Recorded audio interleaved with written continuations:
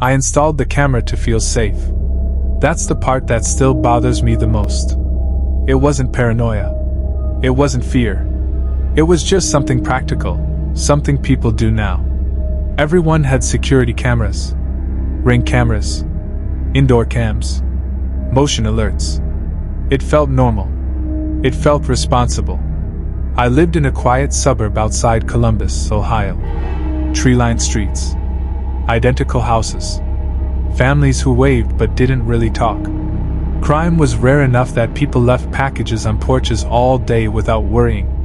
My parents were out of town for 3 nights, visiting relatives.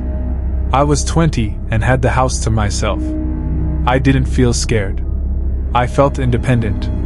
Still, before they left, my mom said, "Turn the camera on at night, just in case."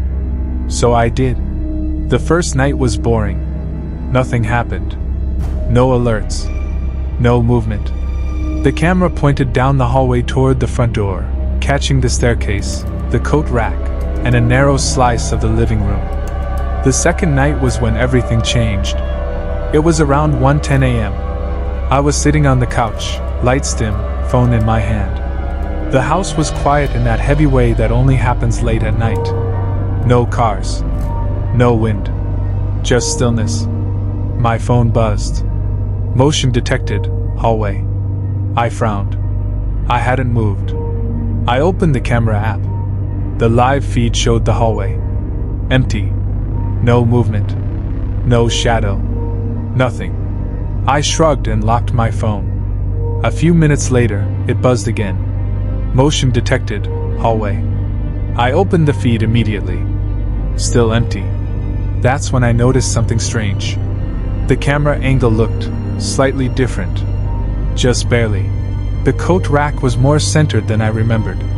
The staircase rail was cropped differently. I stared at the screen, trying to remember how I'd positioned it. Maybe it shifted.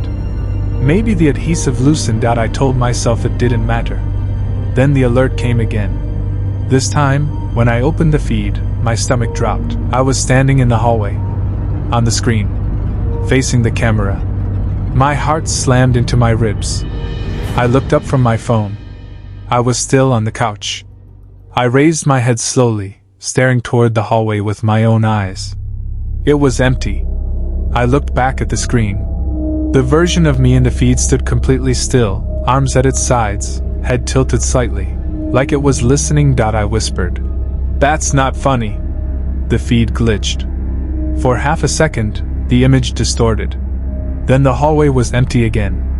I stood up, my legs shaking, and walked slowly toward the hallway, eyes darting between the real space and my phone. Nothing. No one. I exhaled shakily and laughed under my breath. "Okay," I said aloud. "I need sleep." I turned to walk back toward the couch. My phone buzzed. Live view active. I hadn't touched it. The feed was on again. This time, the camera was closer to the floor. Lower. As if someone had tilted it down. I felt cold. I hadn't moved the camera. I hadn't touched it. I backed away slowly. That's when the feed showed movement at the edge of the frame. A shadow. Not passing by. Leaning in. Like someone standing just outside the camera's view. I ran. I didn't think. I just ran. Toward the front door. I grabbed the handle and pulled. Locked. My parents always locked it at night. My phone buzzed again. Motion detected. Living room. The camera wasn't facing the living room. It couldn't see me. I bolted down the hallway and dove into the closet, pulling the door shut behind me. I crouched there in the dark, knees pressed to my chest, trying to stay silent. My phone screen lit up in my hand. The live feed was on. The camera was no longer showing the hallway. It was pointed directly at the closet door. From the outside. Slowly, the view moved closer, like someone holding the camera and stepping forward. I covered my mouth with my hand to keep from making a sound. Then the speaker icon lit up. A whisper came through. "I still feel like something is watching.